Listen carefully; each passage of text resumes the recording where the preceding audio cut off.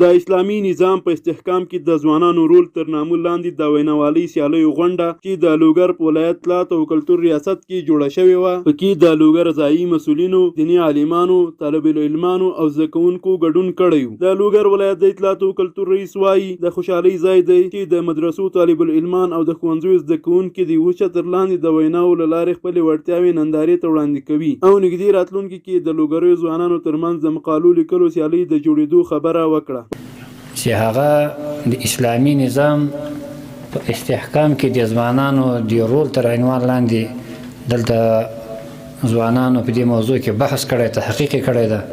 همدن باید خپل تحقیق نچوړ په خپل هغه مقرر وخت کې دلته ګډونوالو ته به وړاندې کړي او کوم استعداد هغه فطري استعداد چې الله ورکړی ده دې تظاهر به کوي. په ورته وخت کې د سیالۍ ګډونوال له دې پروګرامه خوښ دي او د ورته نورو بېلابېلو سیالیو پر جوړولو ټینګار کوي.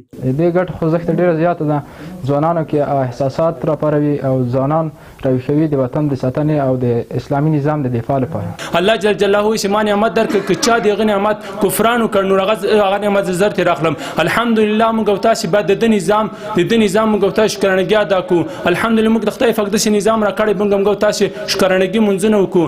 دا ویلو ده چې په دې سیالۍ کې 30 تنو د اسلامي نظام په استحکام کې د ځوانانو پر رول ویناوې وکړې او د سیالۍ ځینې مخکښ ګډونوال په جایزو ونازول شول.